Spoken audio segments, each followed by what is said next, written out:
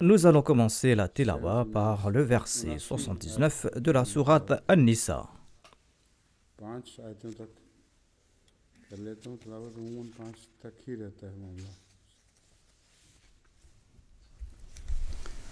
أعوذ بالله من الشيطان الرجيم بسم الله الرحمن الرحيم أينما تكونوا يدرككم الموت ولو كنتم في بروج مشيدة وإن تصبهم حسنة يقولوا هذه من عند الله وإن تصبهم سيئة يقولوا هذه من عندك قل كل من عند الله فما لهؤلاء القوم لا يكادون يفقهون حديثا ما أصابك من حسنة فمن الله وما أصابك من سيئة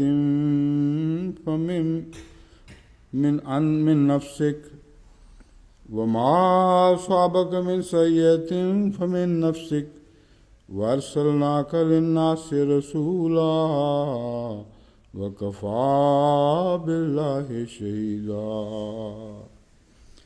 من يطع الرسول فقد أطاع الله ومن تولى فما أرسلناك عليهم حفيظا ويقولون طاعة فإذا برزوا من عندك بيت طائفة منهم غير الذي تقول والله يكتب ما يبيتون فأعرض عنهم وتوكل على الله وكفى بالله وكيلا. Est-ce que j'ai récité 5 versets?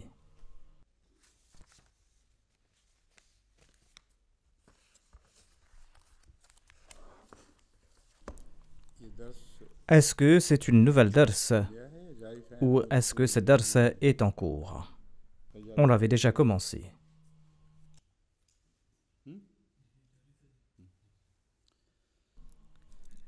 أينما تكونوا يدرككم الموت ولو كنتم في بروج مشيدة. La mort vous atteindra où que vous soyez, même dans des tours fortifiées. S'il leur arrive quelque chose de bon, ils disent « cela vient de la part d'Allah ». Et s'il leur arrive une mauvaise chose, ils disent « cela vient de toi ». Dis « tout vient de la part d'Allah ». Comment se fait-il que ces gens ne comprennent rien?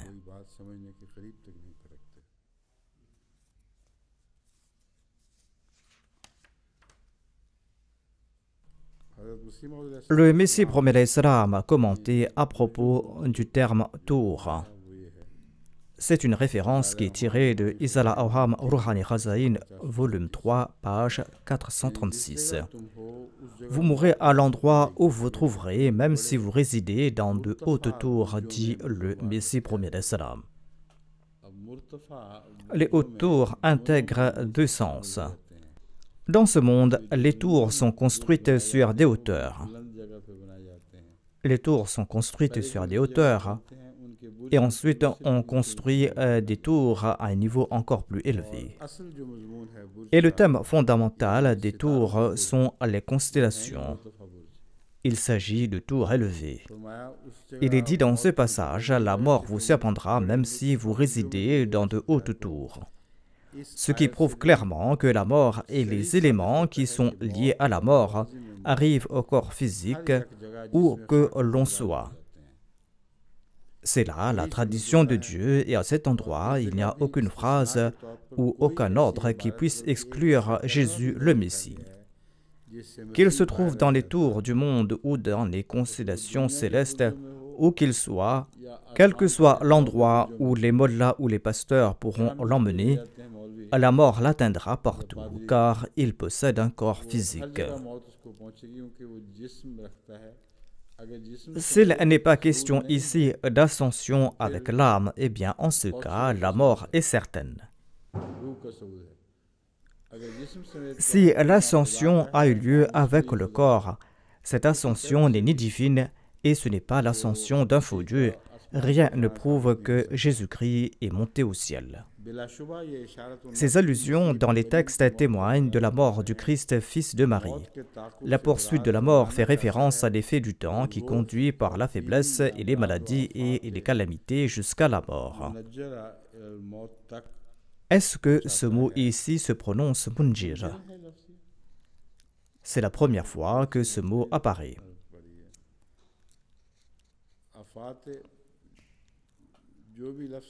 Quel que soit le mot, cela signifie que les aléas du temps conduisent à la mort. Les catastrophes deviennent le moyen de conduire à la mort. Aucune âme créée n'est à l'abri de cela. Il fait preuve ici de prudence en évoquant l'âme créée. Aucune âme issue des créations de Dieu n'est à l'abri de la mort.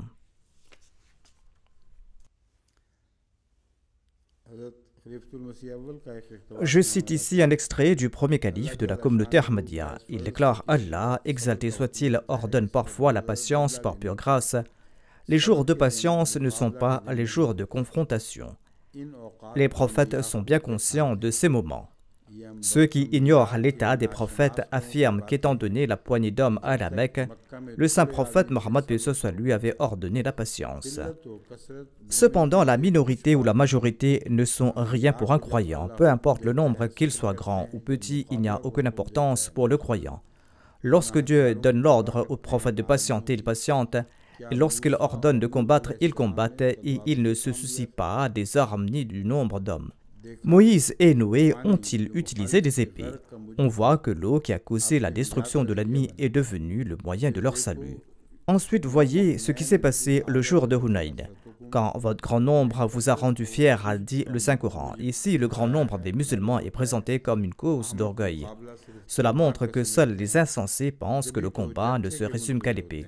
C'est pourquoi ils attendent toujours d'avoir une multitude pour agir.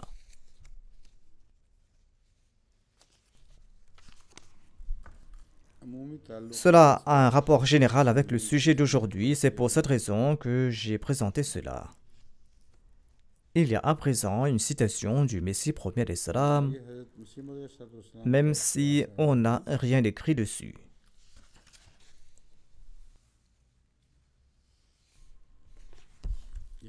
Mais la phrase indique qu'elle vient du Messie premier des Salams. Il est dit Al-Hakam 29 mai 1903, page 149. Le Messie premier des Salams déclare: où que vous soyez, la mort vous surprendra, même si vous êtes dans des forteresses solides. Si un bonheur ou une bonne action leur parvient, ils disent cela vient de la part d'Allah, et si un malheur les atteint, ils disent cela vient de toi. Dis-leur, le bonheur et le malheur viennent tous deux de la part d'Allah, c'est lui qui les envoie. Qu'arrive-t-il à ces gens pour qu'ils ne comprennent pas ce langage? En effet, la source de tout bonheur et de toute bonne action est l'être exalté d'Allah, et la source de tout malheur est ta propre personne, ton propre nafs. Et nous t'avons envoyé pour apporter un message aux gens, et le témoignage d'Allah suffit. Quant à la philosophie des guerres, vous savez qu'il est nécessaire de se battre pour protéger la religion, l'honneur, la vie et les biens. Et pour sauver de nombreuses vies précieuses, parfois certaines vies sont sacrifiées. L'homme ne peut échapper à la mort. Pourquoi alors rechercher une fin sans dignité? Tout bien-être et toute vertu ne proviennent que de la part d'Allah. Nulle autre entité n'a le pouvoir d'apporter le bien-être. Allah, par sa miséricorde, a gracieusement doté ses créatures d'organes leur permettant d'atteindre le bien-être. Il leur a accordé les mains, des pieds, des yeux, le nez, des visages et d'autres membres.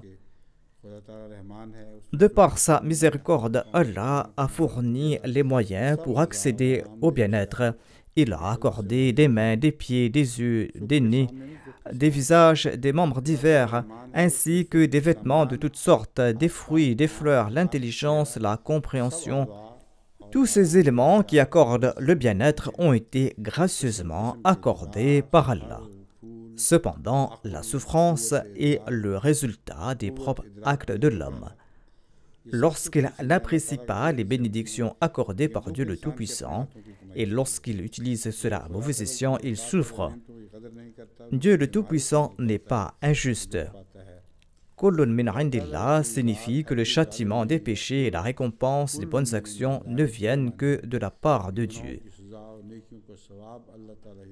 Dans cette citation, la discussion soulevée par différents savants, c'est-à-dire les érudits exégètes, semble présenter une contradiction.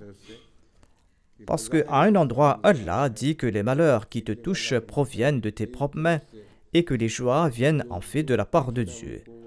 À un autre endroit, Allah l'exalté déclare que tout vient de la part d'Allah.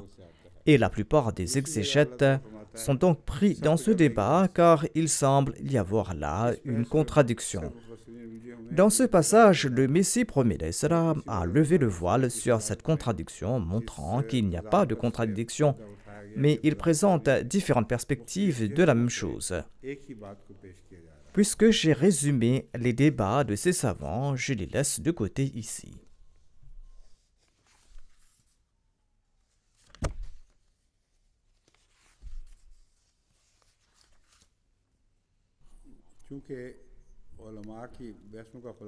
Dans cette étude, la confusion porte uniquement sur la question de savoir d'où vient la souffrance, d'où vient le bonheur et pourquoi apparemment ces propos sont contradictoires.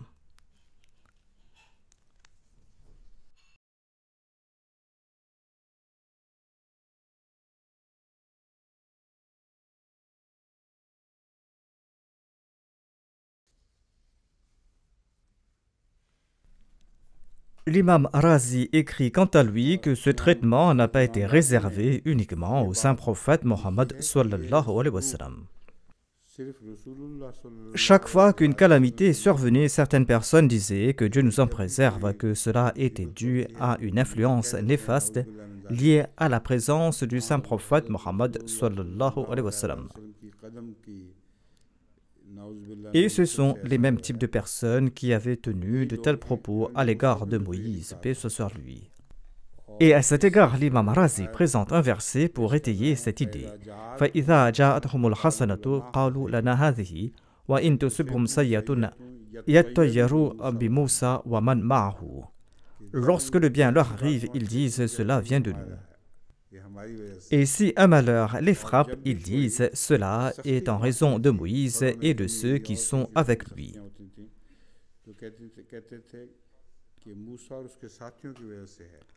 Autrement dit, il attribuait les mauvais présages à l'influence de Moïse et de ses compagnons.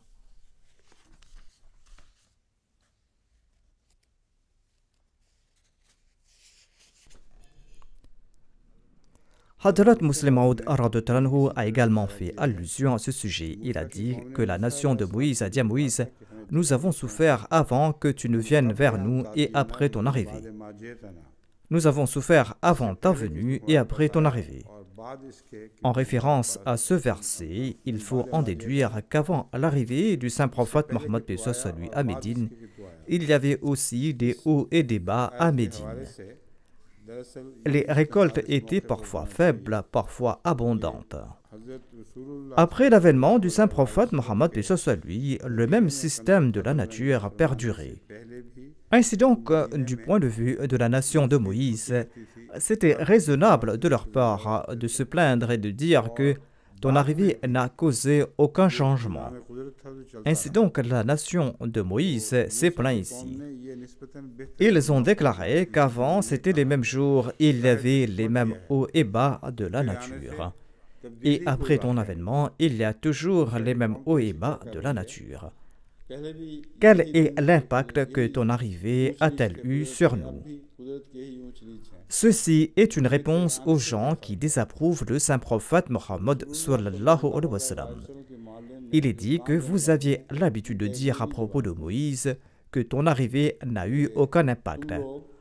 Pourquoi donc blâmez-vous le saint prophète Mohammed sallallahu alayhi wa sallam en disant que son arrivée a eu un impact? Car auparavant, il y avait des bons jours et des mauvais jours, et même maintenant, il y a de bons jours et de mauvais jours. L'arrivée de notre prophète Mohammed sallallahu alayhi wa sallam a apporté un grand nombre de bénédictions. Par contre, je ne vais pas partir en détail ici, je parle ici des objections de ces gens-là.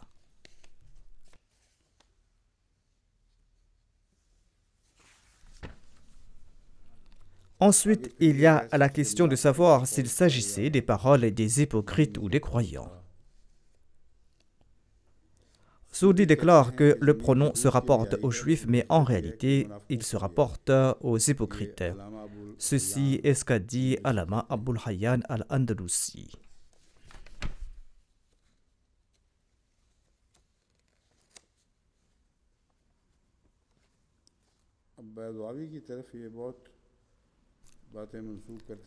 On attribue souvent ces propos à Al-Baydawi, car Al-Baydawi explique ces faits en détail. Al-Baydawi était en fait de l'école de pensée Shafi'i, mais il s'est beaucoup inspiré du livre Kashaf d'Allama Zamakhshari.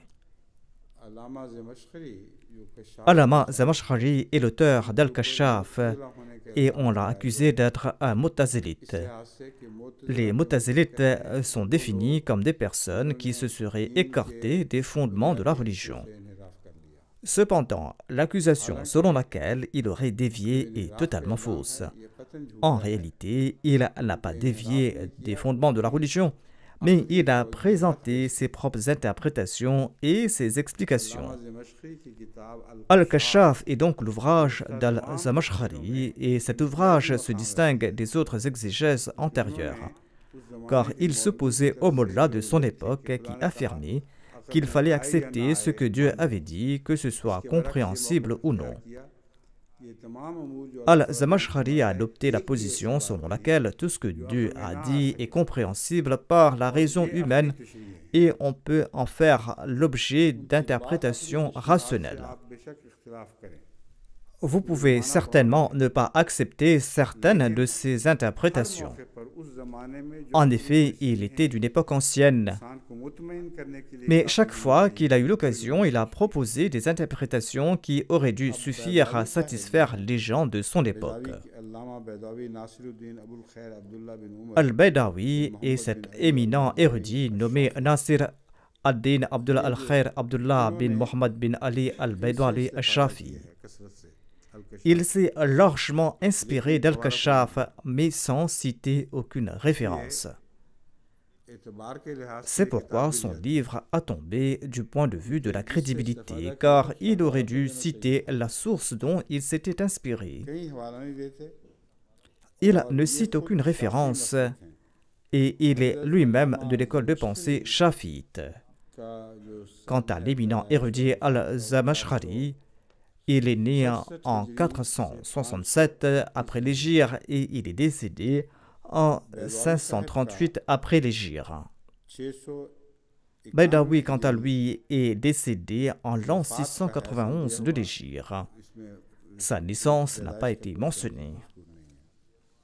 Étant donné que ces deux noms vont apparaître, j'ai jugé utile de vous expliquer qui est Al-Baydawi et pourquoi l'orientaliste Seyl l'a autant cité.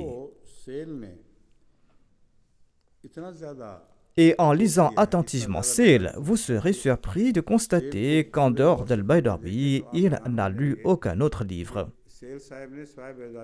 Ainsi donc, l'Occident a présenté Seyl comme un grand érudit, mais dans toute son exégèse, c'est vers Al-Baydawi qu'il renvoie. Cependant, Al-Baydawi, quant à lui, est tombé en disgrâce du point de vue de l'honnêteté.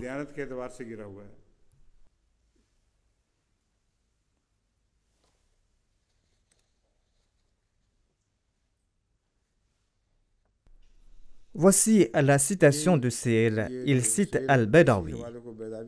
Il déclare que ces gens ont dit cette malédiction vient de toi, tout comme l'avaient dit les Juifs au saint prophète Mohammed. Ce sont là les paroles d'Al-Baydawi. Depuis que le saint prophète, paix soit lui, est arrivé à Médine, les récoltes ont baissé et les prix ont augmenté. Il n'y a aucune référence pour savoir quand et à qui les Juifs ont dit cela. Ces propos ont également circulé de tafsir en tafsir. Mais il n'existe aucune référence pour dire à qui les Juifs ont prononcé ces paroles quand ils ont dit que les récoltes avaient diminué après l'avènement du saint prophète Mohammed paix soit lui. En effet, à Médine, les hauts et les bas des saisons se sont poursuivis de la même manière. Parfois, il y avait moins de récoltes, parfois il y avait des récoltes abondantes, mais il y a une bénédiction qui était absente auparavant. Lorsque les musulmans sont venus de l'extérieur en grand nombre, eh bien, la demande en produits a augmenté et cela a entraîné une augmentation automatique des prix. Et l'augmentation des prix est bénéfique pour l'économie et pour la ville. Donc, si quelqu'un a dit que les prix avaient augmenté, cela est exact, mais les prix ont augmenté parce qu'il le fallait pour l'économie de Médine. Et avec l'augmentation de la demande, ceux qui vendaient ces fruits, c'est-à-dire les Juifs, ont grandement profité. Ainsi donc, il est faux de dire que c'était là un malheur pour la ville. Il aurait plutôt dire que cela s'est produit grâce à ta bénédiction. En effet, ils auraient dû dire que le prix de nos produits a considérablement augmenté.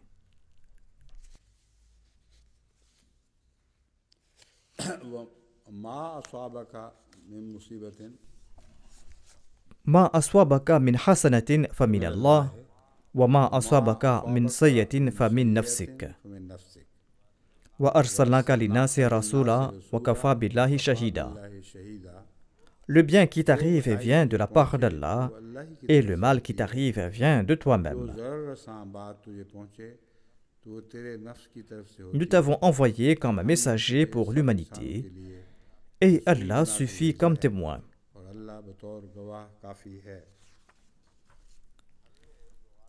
L'analyse lexicale de ces mots présente des explications connues de tous, notamment que signifie le terme hasana. En termes de définition de ces mots, je vous présente les extraits du dictionnaire de l'imam Ar-Rahib. Il dit que hasana fait référence à toute grâce qui réjouit l'homme dans son cœur, dans son corps et dans ses états. Cette définition de l'imam Ar-Rahib est excellente. Toute grâce qui réjouit le cœur, le corps et les états de l'homme sont une hasana et son contraire est une sayyi'a. Le sens de hasana est le bonheur, l'aisance, la réussite. Un sens de sayyi'a a été présenté dans Al-Mufradat. Le sens de sayyi'a est une mauvaise action. Sayyi'a est donc le contraire de hasana.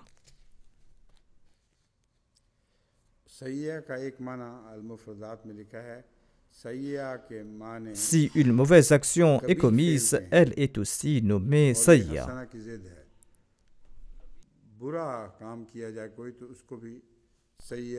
Parmi les usages du mot sayyi'a, il y a aussi cette phrase qui dit que cette personne a subi un traitement qu'elle n'aimait pas et qui l'a rendue triste. Cela fait également partie des sens du mot sayyi'a. Cette explication est présentée par Aqrabul Mawarid.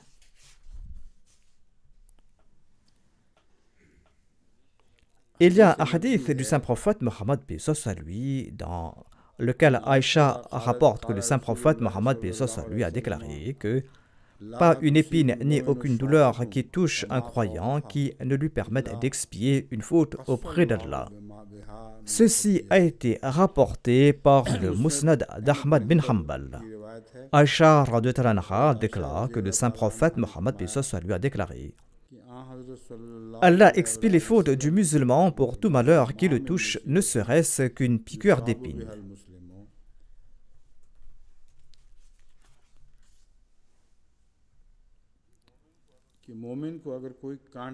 Aïcha déclare que Allah expie les fautes du musulman pour tout malheur qui le touche, ne serait-ce qu'une piqûre d'épine. Même s'il est piqué d'une épine, cela devient une expiation pour lui. La traduction a été présentée deux fois ici. Pourquoi cela? C'est la même chose. Il est dit donc que Allah expie les fautes du musulman pour tout malheur qui le touche, ne serait-ce qu'une épine. Donc il s'agit d'une référence qui est tirée de Muslim.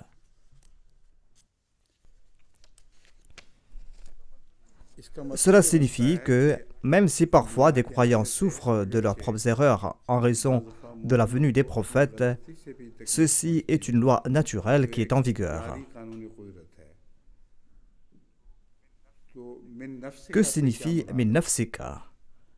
Par exemple, on marche sur une épine dans le noir. Les croyants ne peuvent pas commettre des méfaits sciemment. Le mal évoqué ici ne fait pas référence à leurs méfaits, mais cela fait plutôt référence à leurs erreurs ou à leurs oublis, les oublis et les erreurs qui leur causaient des difficultés sur leur chemin. Mais grâce à la bénédiction du saint prophète Mohammed sallallahu alayhi wa sallam, une situation qui aurait dû uniquement entraîner une punition et se terminer ainsi, s'est transformée par Dieu en récompense. Allah a donc converti en récompense et en bénédiction ces malheurs des croyants grâce à la bénédiction du saint prophète Mohammed sallallahu alayhi wa sallam. Dans ce verset, il est dit que tout malheur qui te frappe est en raison de ton nafs, de toi-même. Cheikh Abu Abdullah al-Qurtubi déclare que, en fait, cela s'adresse à la Ummah du saint prophète Mohammed lui, même si on s'est adressé au saint prophète Mohammed lui ici, c'est-à-dire aux gens. L'abondance de votre subsistance ne sont que des faveurs divines. Et lorsque vous êtes frappé de sécheresse ou de famine, cela est en raison de votre nafs. Or, il est faux de dire que les périodes de sécheresse ou de famine sont dues au péché des gens. Les famines ou ces événements similaires sont des phénomènes tout à fait naturels. Ils se produisent en vertu des lois immuables de la nature. Il est donc faux de dire que c'est en raison des croyants, c'est en raison de leur nafs.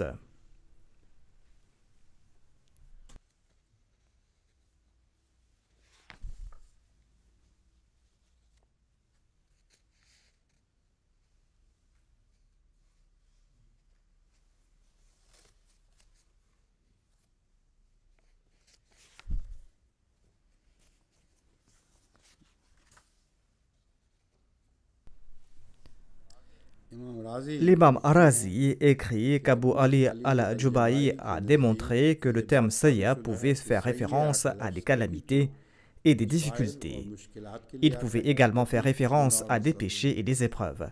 C'est un point que j'ai déjà évoqué auparavant en me référant à l'imam Rahib. Allah a attribué le terme sayya à lui-même dans le premier verset. Il est dit Qul kullu min indillah. Et dans ce verset, cela a été attribué à l'homme.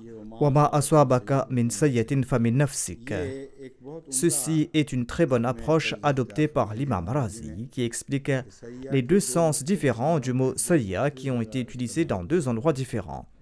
Allah affirme que cela vient de la part d'Allah. Il s'agit ici des résultats des lois de la nature qui causent parfois des dommages comme les changements climatiques. Ce sont là les lois de la nature voulues par Allah et appliquées par lui. L'expression de vous-même signifie ici que le mal qui atteint une personne résulte de ses propres actes.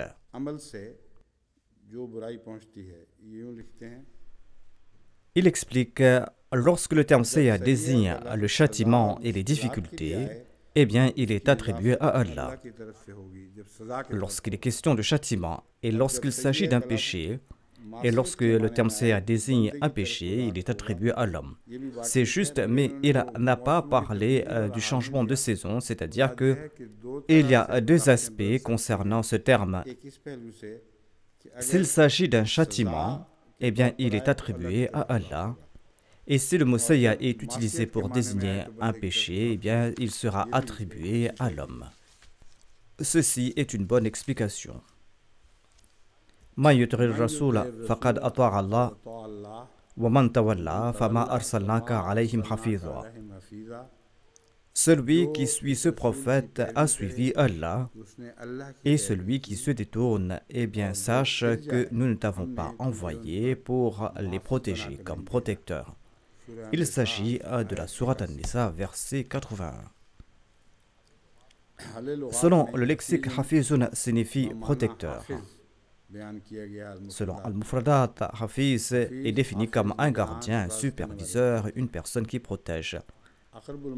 Selon Aqrabul Mawarid, il y a une expression qui signifie préserver du gaspillage. Cela signifie qu'on l'a empêché de se perdre et de se détériorer. Maintenant, attribuer ce sens de Fama arsalnaka alayhim hafiza au saint prophète Muhammad sallallahu alayhi wa sallam ne sera pas probablement exact. C'est-à-dire qu'Allah ne t'a pas envoyé pour les ruiner.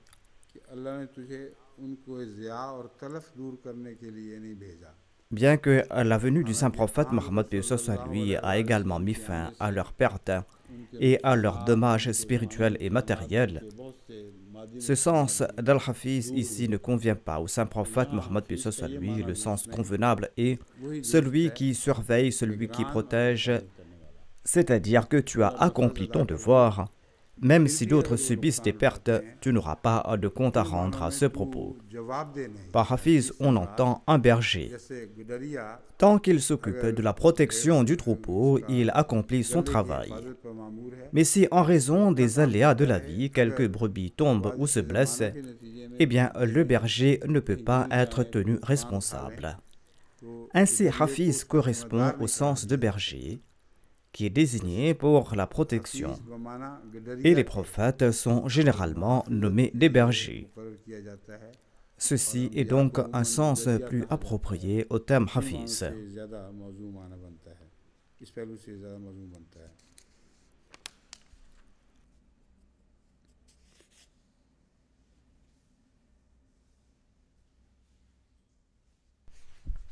Je laisse de côté les autres aspects et je vous présente une référence de M. Montgomery Watt. Comme je vous ai toujours dit, parmi les orientalistes et les missionnaires de cette époque, Montgomery Watt est le plus grand ennemi de l'islam et du saint prophète Muhammad sallallahu alayhi wa sallam. Il n'y a pas de doute à ce propos. Parfois, sa haine éclate de l'intérieur, comme un furoncle qui est percé, et son contenu s'échappe de manière incontrôlable. Ce verset a eu un tel impact sur lui. On dirait qu'en le lisant, un volcan est entré en éruption. Et il commence à proférer des absurdités au sujet du saint prophète Mohammed lui, tout en tentant d'exalter la position de Jésus lui en comparaison. Monsieur Montgomery Watt, l'orientaliste, déclare, je cite, « C'est vrai que la rébellion contre les messagers de Dieu constitue une rébellion contre Dieu. » Fin de citation. Il est d'accord avec cela. La rébellion contre les messagers de Dieu est une rébellion contre Dieu. Je cite, « Il existe à ce stade une grande différence entre les enseignements des véritables messagers de Dieu et ceux de Muhammad. » Fin de citation. Il dit, mais en fait, il y a une grande différence entre les véritables enseignements des messagers de Dieu et ceux de Muhammad. Il y a une différence aussi grande qu'entre le ciel et la terre. D'où cet infâme a-t-il vu cette différence dans ce verset? Il est de sa nature de dire de telles absurdités et j'expliquerai en détail plus tard pourquoi il se contredit. En réalité, tout ce qu'il dit est contre la Bible. Il parle contre les paroles de Jésus. Et si l'on considère avec attention ce que le saint prophète paix soit lui a dit, de quel côté qu'on l'examine, on voit que ses propos sont vrais. M. Watt déclare, je cite, « L'habitude de s'associer à Dieu, ainsi que de rendre l'obéissance à lui nécessaire pour mériter le salut, n'est pas la moindre des nombreuses blasphèmes de Mohammed sallallahu alayhi wa sallam. Que Dieu nous en préserve. » Fin de citation. Voyez maintenant à quel point tout éclate et que la saleté est sortie de l'intérieur. Il s'agit d'une personne que l'Arabie saoudite et d'autres princes arabes ont transformé en héros pour son soutien de l'islam. Il en sort une éruption purulente. Il affirme que c'est là un exemple des prétendues audaces impures du saint prophète Mohammed sallallahu alayhi wa sallam à l'égard de la personne de Dieu et de ses déclarations irrespectueuses à son égard. ये एक मिसाल है और ऐसे बहुत Il y से a de nombreux cas similaires, dit-il. उनमें से ये एक Et ce verset est un exemple, और dit कौन M. से मौके Watt. हैं ये वैसे तो Quels जब sont ces autres exemples? Lorsqu'on va étudier son ouvrage, on va le voir en détail. और मैं इससे पहले Mais j'ai déjà beaucoup débattu à propos de ce thème. शुरू के दरसों में Dans les premiers DAS, j'avais expliqué en détail en rapport à cet individu qu'il est un trompeur et un ennemi très malveillant du saint prophète Mohammed paix soit sur lui, et qui ne rate jamais une occasion d'attaquer le saint prophète Mohammed sallallahu alayhi wa sallam. कभी भी हमले से नहीं चूकता Monsieur Watt déclare, je cite, ceci n'est pas la moindre des nombreuses blasphèmes de Mohammed pour répudier la divinité de notre Seigneur. Fin de citation. repudiating the divinity of our Lord. Selon lui, toutes ces blasphèmes ont pour but de nier la divinité de notre Seigneur Jésus-Christ. Il déclare, je cite, Mohammed prétend à tout ce que notre Seigneur s'est attribué en vertu de sa nature divine. Fin de citation. Sur cette base, dit-il, Mohammed sallallahu alayhi wa sallam prétendait aux attributs divins, à savoir les attributs divins présents dans l'essence et dans la création de notre Seigneur Jésus.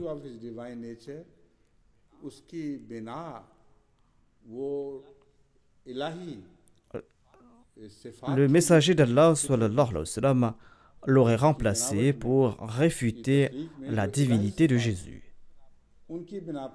On peut aborder cette discussion sous de nombreux angles.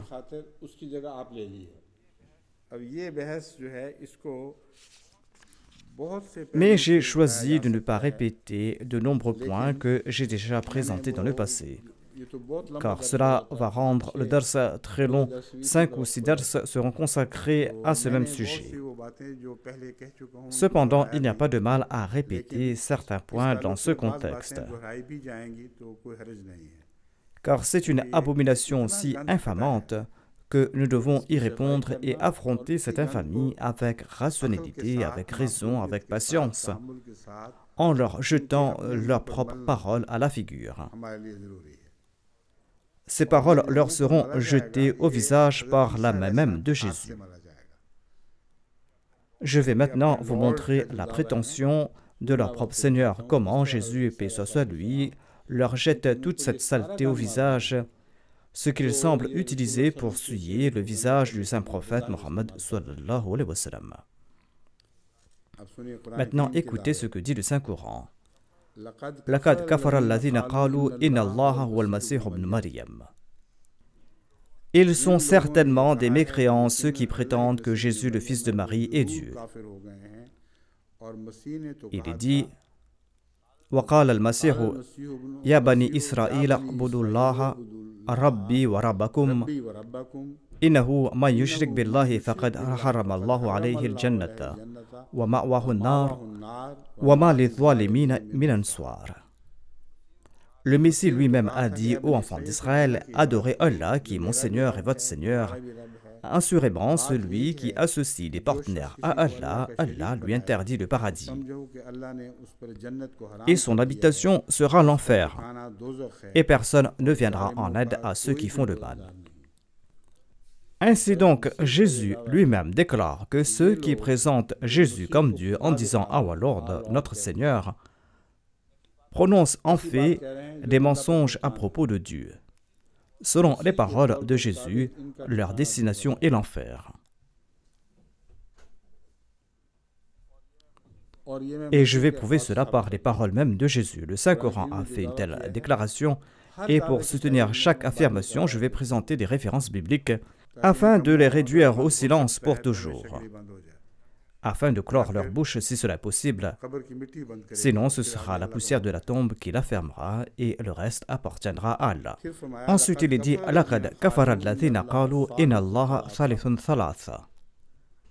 Ceux qui prêchent la Trinité, et M. Watt fait partie de ces gens-là. Il est le plus grand promoteur de la Trinité en Écosse et en Angleterre. Il est dit لَقَدْ كَفَرَ الَّذِينَ قَالُوا إِنَّ اللَّهَ ثَالِثٌ ثَلَاثَةٌ. Ce sont assurément des mécréants ceux qui affirment Allah est l'un des trois. Il n'y a de Dieu qu'un Dieu unique. Et s'ils ne renoncent pas à cela, un châtiment douloureux va toucher ceux qui ne croient pas en Allah. Il s'agit des versets 73 et 74 de la sourate Al-Maïda. Je vous cite également le verset 118 de la sourate Al-Maïda.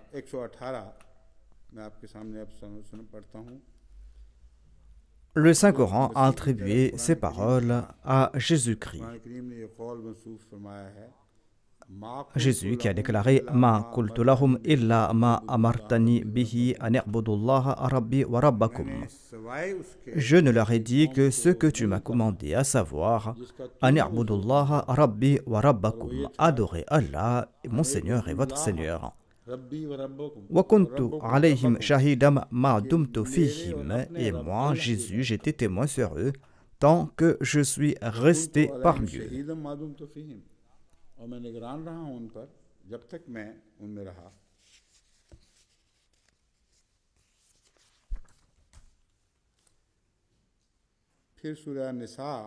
Ensuite, dans la même sourate An-Nisa que je suis en train de commenter en ce moment, Allah l'Exalté déclare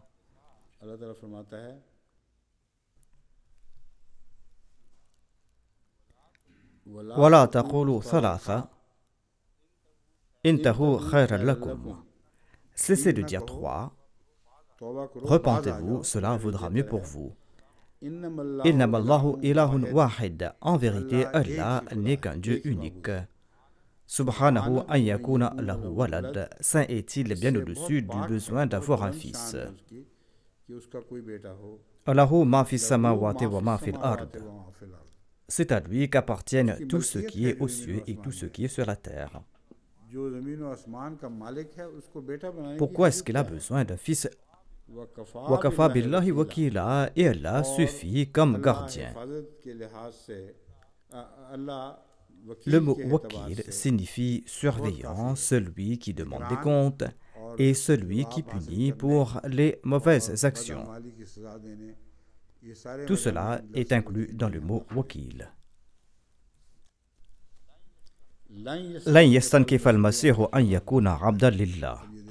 Nous allons maintenant prouver grâce à la Bible combien la déclaration du Saint-Coran est vraie.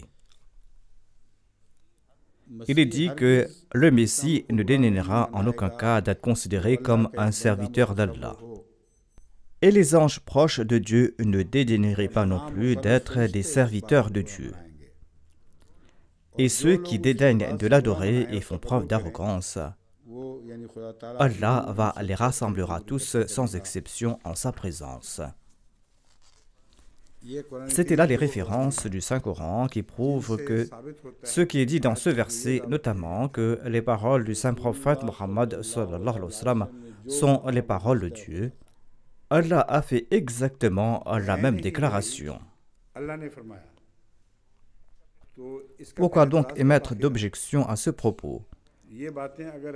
Nous allons prouver que la Bible contient les mêmes paroles que le saint prophète Mohammed lui. Paroles que, selon Montgomery Riwayat, Allah n'avait pas prononcées, alors que ce sont bien les paroles d'Allah qu'il prononçait. En effet, s'il niait cela, il va devoir nier les paroles du Messie. Il devra donc admettre que le Christ a dit des choses que Dieu n'avait pas dites. De ce fait, il est piégé dans cette situation et il n'a pas de moyen de s'en sortir. Ce type ne pourra s'enfuir et laisser tomber l'affaire. Maintenant, écoutons les références de l'Évangile. Voici la déclaration du Christ dans l'Évangile niant sa divinité. Quand le Christ prétendait être le Fils de Dieu devant les Juifs, ils se sont mis en colère et l'ont lapidé. Le Christ a dit « De quel crime me punissez-vous » Ils ont répondu que « C'est parce qu'étant homme, tu te fais passer pour Dieu et tu blasphèmes. » Le Christ a dit « N'est-il pas écrit dans votre loi ? J'ai dit, vous êtes des dieux. » Et s'il a appelé Dieu ceux à qui la parole de Dieu est venue, et l'écriture ne peut être annulée. Jean, chapitre 10, versets 34 et 35. Jésus déclare ici que si ce que votre loi ou la religion a écrit dans la Bible est faux, alors ce que je dis est également faux. Si je ne fais que répéter les mêmes paroles que vous considérez comme vraies, comment pourrais-je être accusé de blasphème et d'impiété? Quant à Dieu, il élève parfois ceux qui lui sont dévoués à un tel rang qu'il peut les appeler Dieu dans un sens figuré selon sa volonté. Telle est l'idée derrière cette référence. Il y a cette référence tirée d'un psaume, versets 41-42. Ce sont là les citations présentées par le Christ lui-même. Il est dit dans les psaumes que j'ai dit, vous êtes des dieux et vous êtes tous les fils du Très-Haut. Psaume chapitre 82, verset 6. Dans Jean chapitre 17, verset 3, il est dit, or la vie éternelle, c'est qu'ils te connaissent toi, le seul vrai Dieu, et celui que tu as envoyé, Jésus-Christ. Quelle est la définition d'un prophète? Un prophète est celui qui a été envoyé par Dieu. Et qui est Dieu? C'est le seul vrai Dieu, le Dieu unique. Il n'y a pas d'autre Dieu hormis lui. Tous les autres sont ses envoyés. Ceci est le témoignage de leur évangile. Ensuite, il est dit qu'il est insensé de reconnaître un Dieu en dehors de Dieu. Romains, chapitre 1, versets 21 à 23. Bien qu'ils connaissent Dieu, ils ne l'ont pas glorifié comme Dieu et ne l'ont pas remercié. C'est le même sujet que l'on trouve dans ce verset du Saint-Coran où il est dit « Wama qadarullaha haqqa qadrihi » Ils n'ont pas rendu à Dieu la gloire qui lui est due. Il est dit dans Romains « Puisque, ayant connu Dieu, ils ne l'ont pas glorifié comme Dieu et ne lui ont pas rendu grâce, ils se sont égarés dans leurs pensées, dans leur cœur, sans intelligence, et ils se sont plongés dans les ténèbres. Se vantant d'être des sages, ils sont devenus fous, et ils ont changé la gloire du Dieu incorruptible en image représentant l'homme corruptible, des oiseaux, des quadrupèdes et des reptiles. » C'est une référence tirée de Romains en se référant à leur propre livre. Voici une référence tirée de Matthieu chapitre 13 versets 53 à 58. Lorsque Jésus avait achevé ses paraboles, il est parti de là. S'étant rendu dans sa patrie, il enseignait dans la synagogue, de sorte que ceux qui l'entendirent étaient étonnés et disaient « D'où lui viennent cette sagesse et ces miracles?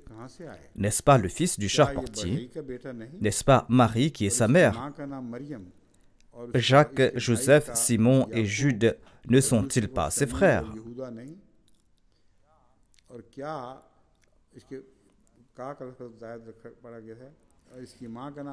N'est-ce pas Marie qui est sa mère? Jacques, Joseph, Simon et Jude ne sont-ils pas ses frères?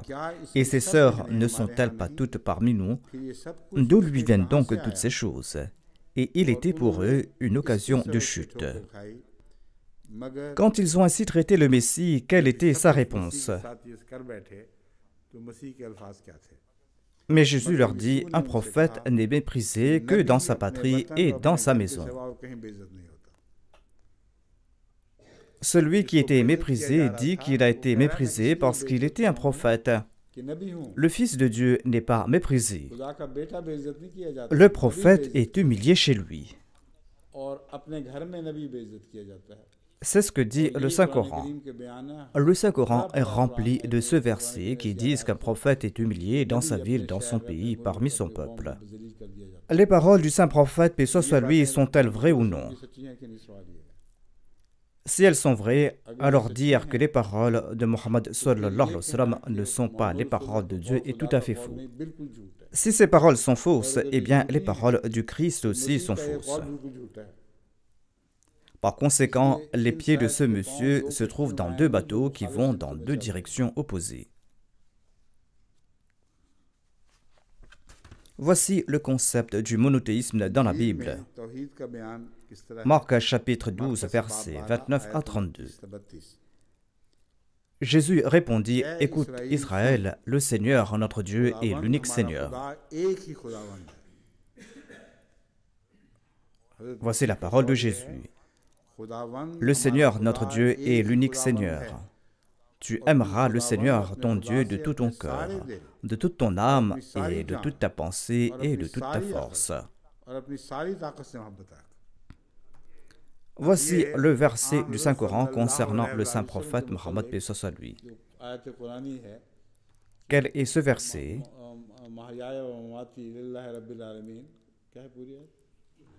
قل إن صلاتي ونسكي ومحياي ومماتي لله رب العالمين. Ceci est la traduction de ce verset. Même si il est venu après, sa traduction semble être semblable car c'est la parole de Dieu qui est descendue avec le même sujet. Donc le Christ n'a pas dit qu'il était celui qui détient tout cet amour. Il a déclaré que, ô Israël, écoute, le Seigneur notre Dieu est un Dieu unique. Tu aimeras donc le Seigneur ton Dieu de tout ton cœur, de toute ton âme et de toute ta pensée et de toute ta force. Le saint prophète Mohammed paix soit sur lui est le reflet de ce principe. Car dans toute la Bible, il n'y a pas d'éloge du Christ avec ces termes, ni l'éloge d'un autre prophète. C'était en fait une prophétie. Un messager allait apparaître. Et de cette manière, on trouve les louanges du prophète paix soit sur lui dans les psaumes et dans de nombreux autres livres. Le moment auquel elle devait accomplir était le moment où le saint prophète paix soit sur lui allait apparaître. Il n'y a pas de commandement plus grand, dit Jésus. Voici le second, dit Jésus, tu aimeras ton prochain comme toi-même, et il n'y a pas d'autre commandement plus grand que ces deux-là, dit Jésus. Cet enseignement sur l'amour du prochain est davantage répété et souligné dans le Saint-Coran et les hadiths que dans n'importe quel autre livre du monde.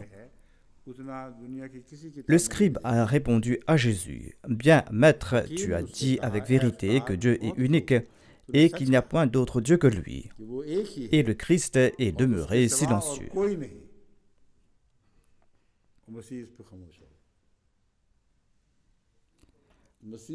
C'est le scribe qui a fait la traduction des paroles de Jésus.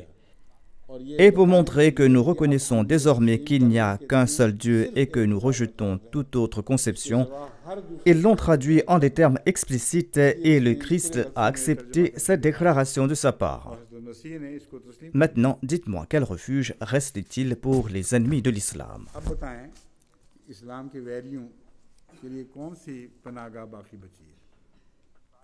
Toutes les accusations qu'ils portaient contre le saint prophète Mohammed paix soit sur lui se sont retournées contre eux-mêmes à travers les paroles du Messie Jésus. C'est pourquoi les avertissements concernant le Dajjal mentionnés dans le Saint-Coran, dans les hadiths et les enseignements islamiques sont absolument corrects.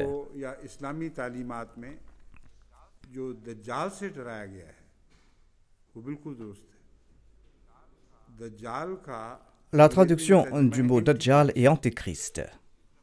Et aujourd'hui, ce monsieur est avéré être le plus grand Antéchrist de son temps. Parce que j'ai prouvé qu'il réfutait ce que le Christ a déclaré. Voilà ce qu'on dit Antéchrist, celui qui écarte avec un tel aplomb des paroles du vrai Christ et du vrai Jésus ne peut être qu'un Antéchrist.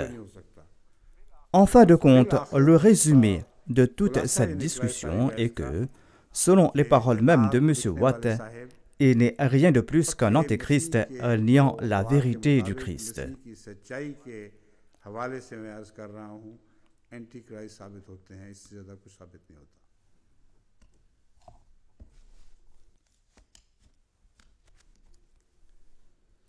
Sourate An-Nisa, verset 82. Ils disent de leur bouche seulement l'obéissance. Mais lorsqu'ils s'éloignent de ta présence, une partie d'entre eux passe la nuit à dire des choses autres que ce que tu dis. Allah enregistre leurs complots nocturnes.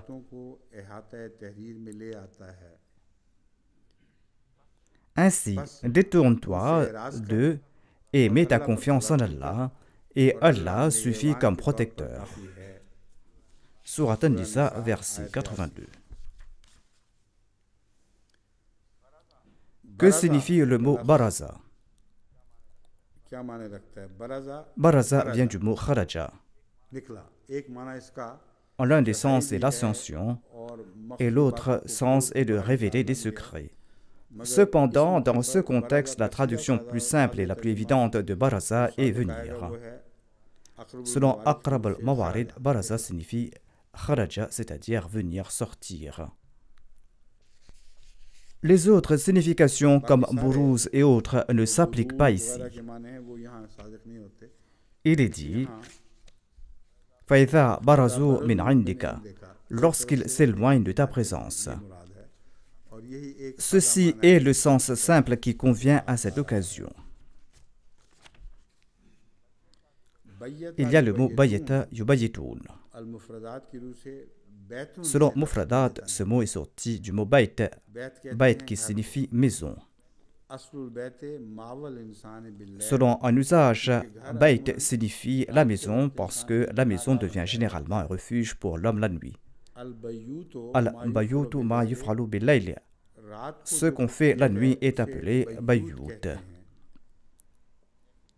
Comme l'a dit l'imam Rahib, Allah a déclaré Bayyata ta'ifatum minhum. Ceci fait allusion au plan nocturne. Les maisons sont donc des refuges pour le confort. Mais ces gens usent à mauvais escient de ce refuge et ils se cachent dans les maisons pour comploter, pour tromper autrui. Ainsi donc le mot bayyata a été utilisé dans un sens figuré pour eux ici.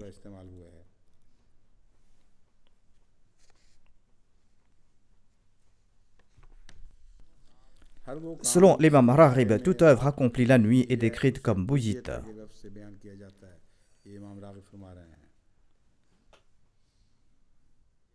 Ceci est un usage propre à la langue arabe, utilisé pour désigner une personne qui travaille la nuit. Tout comme dhalla est utilisé pour désigner un travail accompli le jour. Et les deux sont également liés aux actes d'adoration. Ainsi, le croyant passe la nuit dans l'adoration de Dieu, tandis que le mécréant et l'ennemi de l'islam passe la nuit à planifier et à élaborer des stratégies contre eux.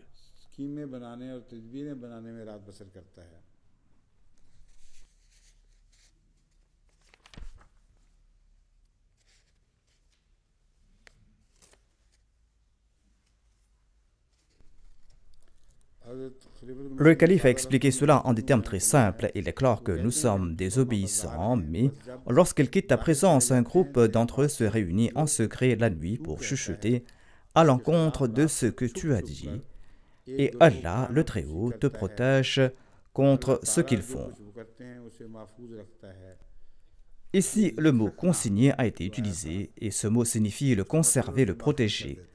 Ce qui est converti en écrit reste protégé de manière très fiable. Il y a un proverbe chinois qui dit qu'une lumière très faible qui est sur le point de s'éteindre, même si elle sert à écrire quelque chose, eh bien elle vaudra mieux qu'une mémoire très forte. C'est là une parole très sage. Et d'ailleurs, le Saint-Coran a utilisé le terme livre pour décrire la manière dont les choses sont écrites. Comment cela sera consigné? Au jour de la résurrection, leurs peaux témoigneront contre eux et leurs personnes témoigneront contre eux en disant que voilà ce qu'ils ont accompli. Et pour prouver qu'une personne est coupable ou innocente, il faut des preuves, des témoignages précis. Et il n'y a pas de témoignage plus convaincant que l'écriture. C'est pourquoi Allah a toujours tout prouvé à partir de l'écriture.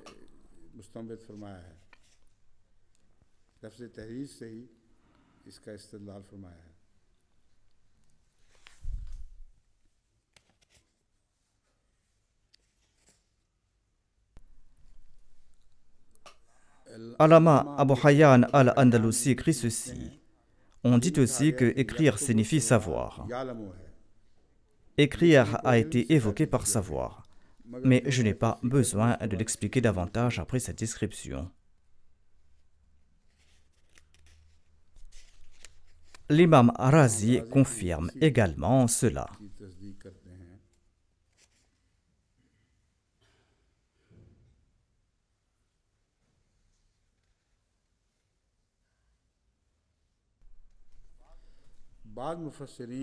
L'imam Razi réfutait certains exégètes qui étaient désireux d'abroger certains versets. Les exégètes disent que l'ordre de détourner l'attention des hypocrites était accepté dès le début de l'islam, mais il a ensuite été abrogé par la parole divine Jahid al-Kufar wal Munafiqin. C'est-à-dire que ce que le Coran a déclaré de détourner l'attention des hypocrites, eh bien, cet ordre était en vigueur tant qu'ils, c'est-à-dire les croyants, étaient faibles. Par la suite, l'ordre de les combattre a abrogé cet ordre de détourner l'attention des croyants des hypocrites. Ces exégètes n'ont en réalité pas compris le véritable sens de ce que signifie détourner l'attention. À la place de détourner l'attention, un ordre de confiance en Allah était révélé. C'est-à-dire, détourne-toi des hypocrites, leurs efforts seront tous vains, ils ne pourront pas te nuire, aie confiance en Allah, et observe ensuite ce qu'Allah fait avec eux. Voilà le sens de détourner l'attention. Et quel plus grand djihad peut-il y avoir contre eux que de rester à l'écart tout en cherchant l'aide d'Allah à travers le combat de la prière et en plaçant sa confiance uniquement en Dieu.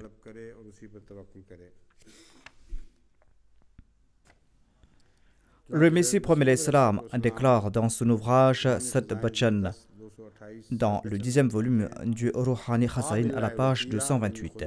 Kafa billahi wakila, c'est-à-dire Allah lui-même est le wakil de ses actes.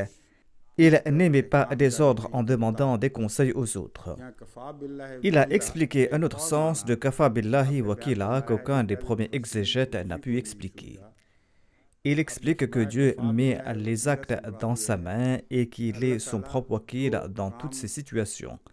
C'est-à-dire qu'il se base sur lui-même et il n'émet pas des ordres en demandant conseil à autrui. Ce sens est le suivant si l'on applique ici. Wa tawakkal ala Allah wa kafa billahi wakila. Il doit maintenant y avoir une cohérence, un lien avec cela, et le lien se forme ainsi. Place ta confiance en Allah, celui dont l'ordre a été suivi, pour que tout ce processus commence. Et les ordres qu'Allah a donnés n'ont besoin d'aucune consultation avec quiconque. En effet, il donne ses ordres directement de sa propre autorité. Éprouvez la véracité de celui qui donne des ordres de sa propre autorité. Veillez sur ses ordres. C'est là l'œuvre exclusive de Dieu. Par conséquent, place ta confiance uniquement en lui, lui dont les commandements sont proclamés par ta bouche.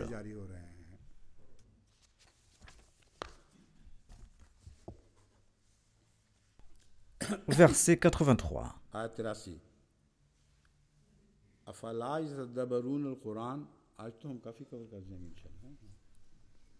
أفلا يتدبرون القرآن ولو كان من عند غير الله لوجدوا فيه اختلافا كثيرا. Ne veulent-ils donc pas méditer sur le Coran? Si cela avait été d'un autre qu'Allah, il y aurait assurément trouvé beaucoup de contradictions.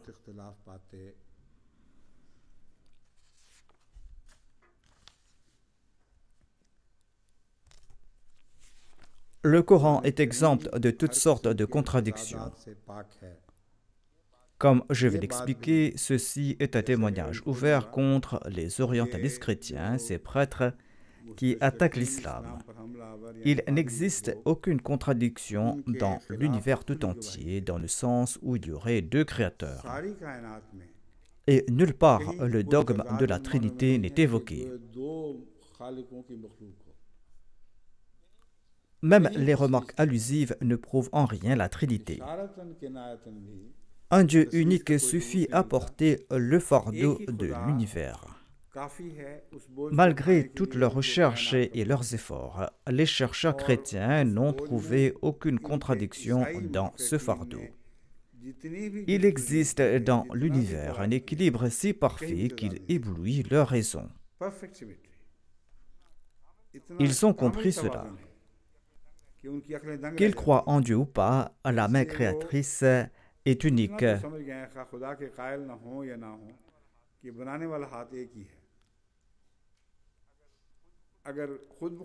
Si la création a été faite d'elle-même, la totalité de l'univers est une seule et il n'existe aucun autre univers que celui-ci. Et si elle a été créée par un Dieu unique, il n'y a aucune allusion à la Trinité. De ce point de vue, je vous présente maintenant ce hadith. Omar bin Shuaib a rapporté un récit de son frère qu'il a rapporté de son père et de son grand-père. Il a déclaré que mon frère et moi, nous étions assis dans un groupe et rien ne m'aurait agréé en contrepartie de ce groupe, pas même un troupeau de chameaux roux. Chez les Arabes, les chameaux roux étaient extrêmement précieux et considérés comme des montures prestigieuses. Cette personne déclare que cette assemblée était si précieuse pour moi que je ne me soucie pas de chameaux roux, même s'il devait m'appartenir plutôt qu'à un autre. Le plaisir que j'ai ressenti de cette assemblée est incomparable, a-t-il déclaré. Mon frère et moi sommes arrivés devant une des portes du saint prophète Mohammed paix soit lui, où se trouvaient des grands compagnons. Il y avait ce groupe de compagnons et nous n'avons pas voulu les troubler. Il s'agissait de jeunes ou des gens qui sont très modestes et qui ont dit « vaut mieux que l'on s'installe à l'écart ». On ne veut pas déranger ces gens-là. Et nous nous sommes assis dans un coin, dans une pièce à proximité, offrant une vue sur place et permettant d'entendre ce qui se passait là-bas. Et quelqu'un a évoqué un verset du Saint-Coran et ils ont commencé à discuter à ce propos. Il y avait ce groupe de compagnons qui étaient assis là et qui étaient en train de discuter à propos d'un verset du Saint-Coran et ils se contredisaient à ce propos et leurs voix se sont élevées. Certains ont dit que voilà, tel est le sens de ce verset, et d'autres ont dit non, tel est le sens de ce verset, et leur voix est parvenue au saint prophète Mohammed paix soit lui. Et le saint prophète Mohammed paix soit lui est sorti de sa maison avec un visage rouge de colère. La mention du visage rouge après celle des chameaux roux est un exemple d'éloquence et de rhétorique. Ceci est le don des Arabes pour la langue. D'une part, il y avait ce visage rouge incomparable à d'innombrables chameaux roux. Et le saint prophète Mohammed paix soit lui a envoyé une poignée de terre sur ses compagnons selon la coutume arabe. C'était une coutume qui voulait dire que vous soyez humiliés. Qu'est-ce que vous êtes en train de faire? Cette poignée n'a pas atteint ses compagnons. Cela ne veut pas dire que ces cailloux sont tombés sur leur visage. Il ne s'agissait pas de ces cailloux qui devaient nécessairement atterrir sur le visage des mécréants. C'était là un moyen d'exprimer son amour et son affection. Une manifestation de la colère avec amour et affection plutôt. Le saint prophète a dit au peuple: arrêtez. Avant vous, de nombreuses nations ont été détruites à cause de leur désaccord avec leur prophète et de leurs divergences concernant certaines parties du livre. Certainement, aucune partie du Coran ne contredit une autre partie du Saint-Coran. Ceci est l'unité présentée par le Saint-Coran. Ces différentes parties se confirment mutuellement. Ainsi, si les paroles qui sortent de la bouche de ce prophète ne sont pas la parole de Dieu, alors de qui proviennent-elles ces paroles?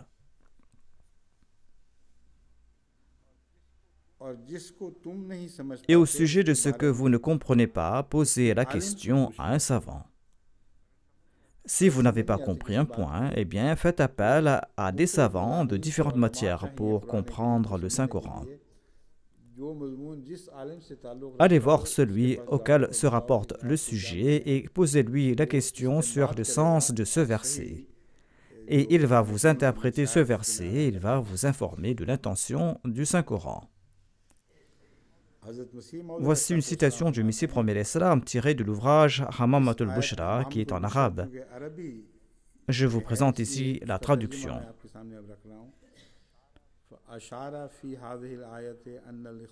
Le Messie premier l'Islam déclare que dans ce verset, Allah a indiqué qu'il n'y a aucune contradiction dans le Saint-Coran.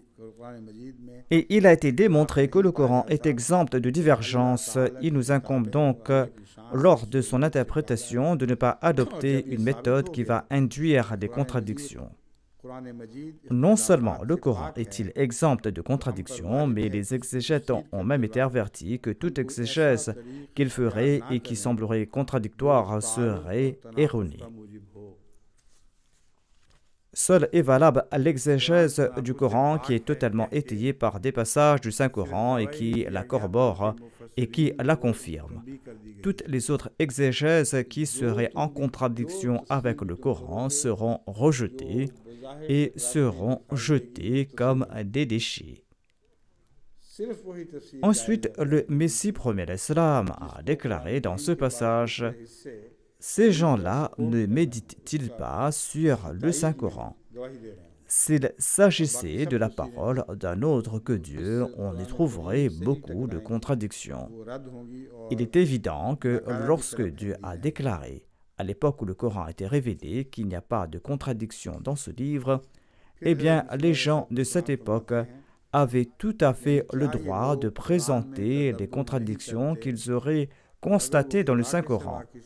Mais il n'y a pas un seul qui a présenté de contradiction.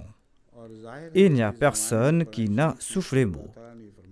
Ceci est un argument qui ne peut être rejeté pour aucune raison valable, car l'histoire a été consignée.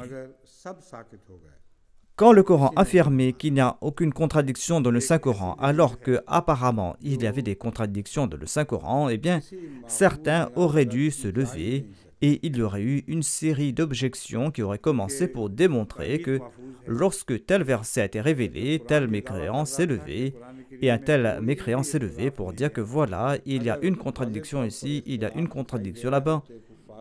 Mais il n'y a eu personne pour prouver ces contradictions. Ils n'ont même pas fait allusion à ces contradictions. Ils ont tous échoué dans leur tentative. Et personne n'a osé ouvrir la bouche, car comment et où peut-il y avoir contradiction lorsque tous les ordres tournent autour d'un même centre?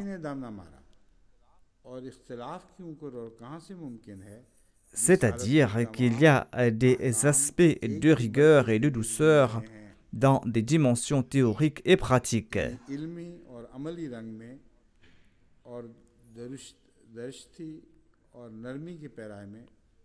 Le mot est darushti ou durushti. C'est durushti, n'est-ce pas? Le Messie premier l'Islam déclare: et dans les aspects de rigueur et de douceur, affermir la croyance en l'unicité de Dieu. Le but du Coran est d'établir le monothéisme de Dieu et d'éloigner l'homme des désirs mondains. Si la révélation prophétique déclare quelque chose à un moment donné et quelque chose de différent à un autre, cela va ébranler la foi. Cela ne peut être le cas. La question qui se pose est la suivante. Le Coran a été révélé sur une période de 23 ans. Les circonstances du début étaient différentes de celles de la fin. Si un écrivain compose un ouvrage sur une longue période, il peut oublier ce qu'il a dit précédemment et il va devoir consulter ce qu'il avait dit dans le passé afin de ne pas tomber dans des contradictions. J'en ai moi-même fait l'expérience. Et ici, il s'agit de paroles prononcées à l'oral, pour lesquelles il n'existe aucun écrit. La prophétie du saint prophète, paix soit lui, s'est étendue sur 23 ans, et pendant toute cette période de prophétie, il n'y a pas eu une seule contradiction. Ceci est extraordinaire, et ceci est sans équivalent dans aucun autre livre. Ainsi, les arguments tirés de la Bible pour prouver la divinité du Messie de Jésus révèlent en réalité des contradictions. En vérité, les paroles claires et fermes de Jésus ne permettent pas de telles interprétations contradictoires. Cependant, les partisans de cette idée commettent une injustice en extrayant de la Bible des passages ambigus dont le sens peut être interprété en leur faveur. Mais les vrais croyants, ceux qui croient en la vérité, interprètent les passages ambigus en se conformant aux enseignements clairs et établis. Ceci est la méthode établie par le Saint-Coran à propos du christianisme. Le Saint-Coran a rapporté les paroles du Christ, des paroles claires et établies du Christ que personne n'osera réfuter. Et le Saint-Coran a adopté l'approche suivante, expliquer d'autres points en fonction de ceux-ci, plutôt que d'essayer de les contredire avec ce qui est clair et évident.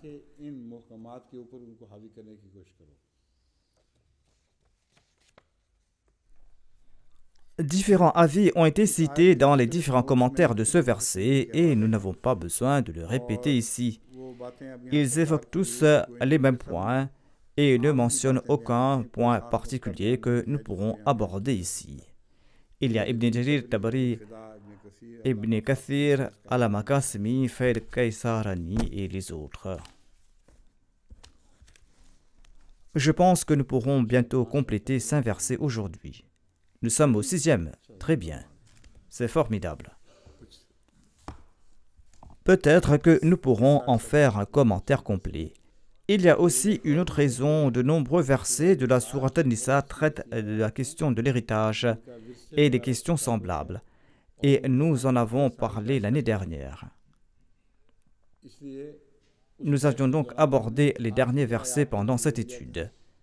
Et j'espère, Inch'Allah, qu'en étant arrivés là, nous serons capables de compléter la traduction de la sourate An-Nisa au cours de ce mois de Ramadan.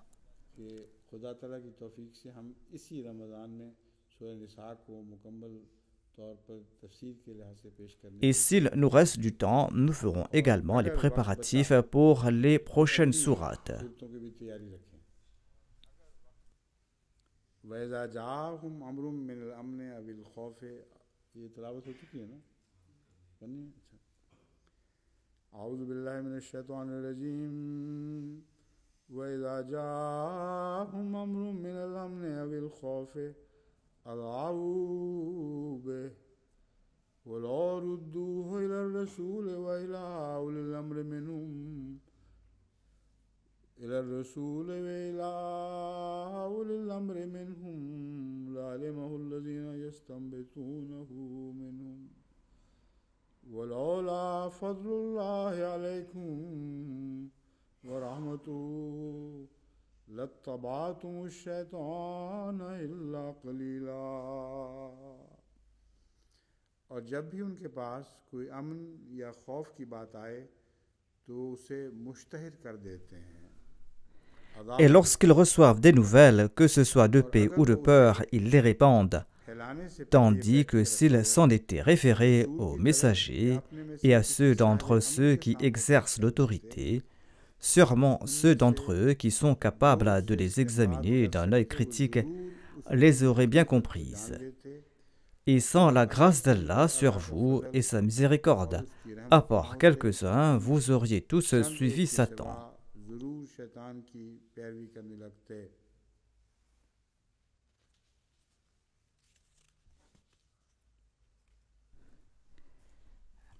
Est-ce que j'avais placé le mot « pouvait » dans ma traduction?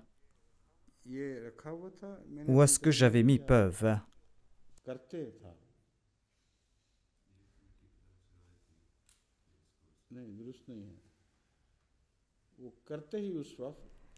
Ils agissent de la sorte lorsque les gens de science procèdent à un raisonnement déductif, lorsqu'ils savent qu'ils sont capables à adopter ce raisonnement. C'est pourquoi le Coran n'a pas soulevé la question de la capacité. Vous avez inclus ceci sans me consulter, vous devez le supprimer.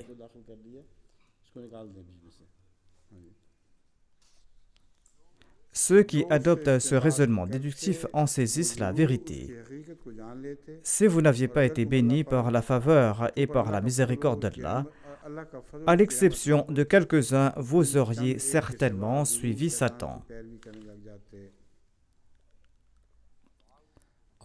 Dans le dictionnaire Aqrabul Mawarid, on a traduit Adaw bihi par diffuser, annoncer, faire connaître.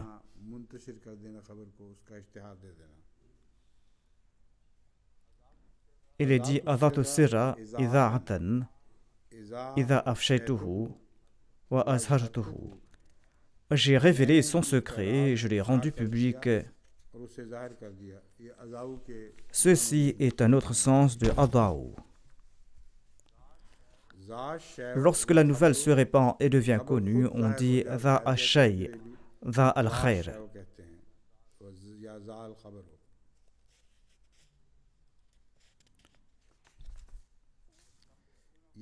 yastanbitunahi, ए c'est-à-dire यस्तखरुजूनहु à la signification qu'ils déduisent.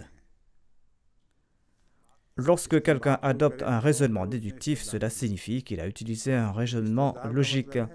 Cela implique qu'il a également fourni des arguments solides. जिन दलाइल की Plusieurs indices renforcent cette interprétation, dont l'argument qu'il utilise en se basant sur ce verset du Saint-Coran. दलील भी Regardez l'interprétation coranique de ce verset qui doit impérativement être celle-ci et pas une autre. होना चाहिए, कोई दूसरा नहीं।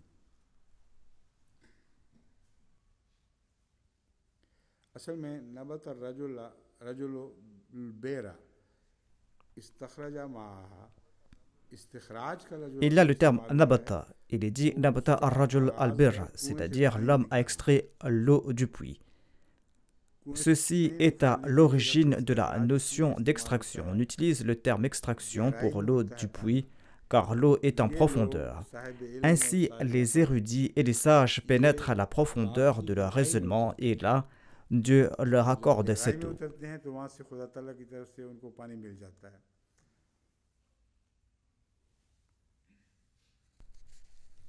Selon Aqrab, la connaissance du jurisconsulte par le biais de sa science et de ses efforts de déduction est authentique. कोई बात निकालना Cette connaissance n'est pas supposée इल्म et il est impératif que celui-là ait la science et qu'il ait la capacité de déduire. मगर उस बात के लिए Lorsqu'on l'extrait de l'eau, il est nécessaire de disposer d'une corde, d'une cruche et de la force. Puisque ces choses sont extérieures par rapport à l'eau, cela ne veut pas dire que l'eau est erronée. Ceux qui font la déduction sont des personnes qui réfléchissent, dont le Saint-Coran a mentionné l'existence, et ce sont des gens qui ne se trompent jamais dans leur déduction. राज हमेशा ठीक करते हैं।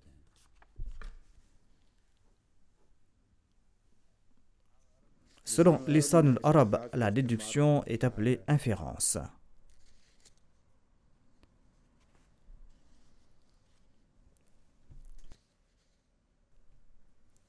Il y a l'expression diffuser une information. आगे फैला दो Il est important de garder à l'esprit la mise en garde faite par le saint prophète Mohammed sallallahu alayhi wa sallam.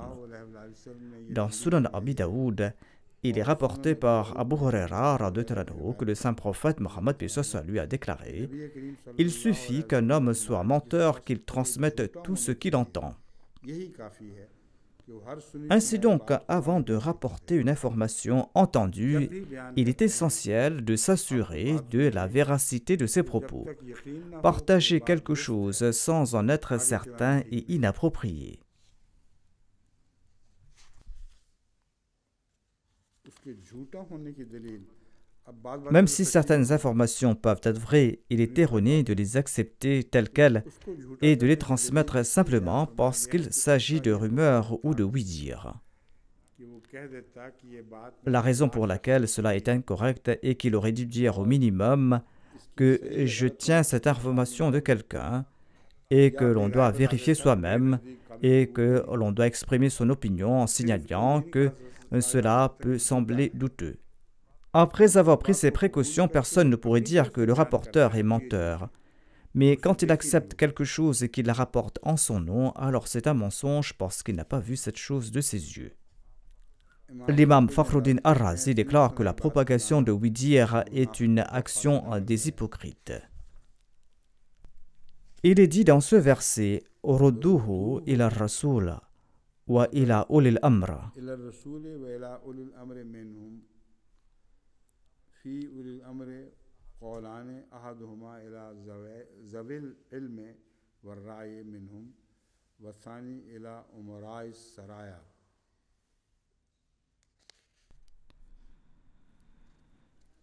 On dit ici, par autorité, on entend d'une part les personnes qui sont sages et intelligentes, qui sont nommées, surveillants ou émirs de quelque manière que ce soit et qui possèdent le statut nécessaire à cet égard. और कुछ एक ये भी मुराद है कि जंगों Lors de certaines batailles, le saint prophète Mohammed lui n'était pas présent en personne.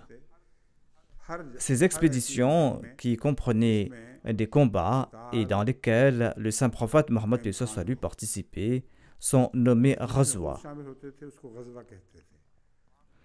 Là-bas, on pouvait interroger le saint prophète Mohammed paix soit lui sur n'importe quoi. मगर जहाँ Mais गजवा en नहीं l'absence du होता saint था, prophète Mohammed paix soit lui, lors de ses expéditions, le chef menait la troupe armée फौजी काफिले को ले et son devoir était de demander des éclaircissements soit au prophète Mohammed paix soit lui, रसूलुल्लाह सल्लल्लाहु soit à un homme pieux et sage qui représente le saint prophète Mohammed paix soit lui. एक साहिब फहम व अक्ल और मुत्तकी आदमी उनका सरदार बनाया गया है, वो उससे पूछ लेते हैं। अच्छा जी,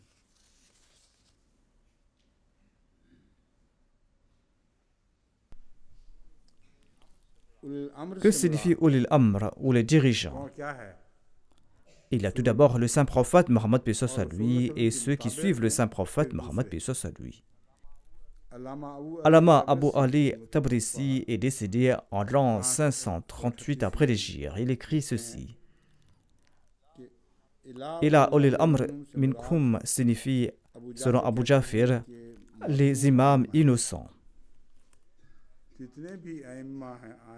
Tous les imams qui sont apparus ou vont apparaître sont concernés par ce verset Ulil Amr selon cette exégète chiite.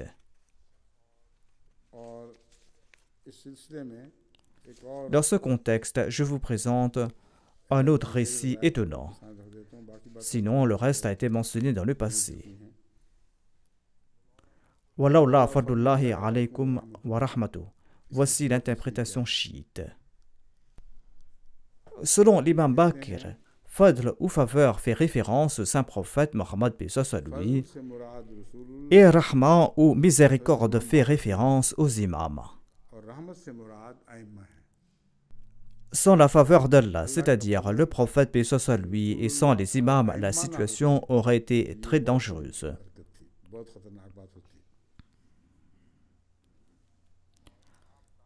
L'imam Kazim alayhi salam déclare: par miséricorde on entend le messager d'Allah sallallahu alayhi wa sallam, et par grâce on entend Ali bin Abi Talib. Si le saint prophète Mohammed paix soit lui et Ali bin Abi Talib n'avaient pas existé, alors les gens auraient été anéantis. Inch'Allah, on va faire la prière à 1h. C'est bien que vous ayez gardé le 6e verset. Vous aviez bien estimé qu'on allait terminer rapidement. Assalamu alaikum wa rahmatullah.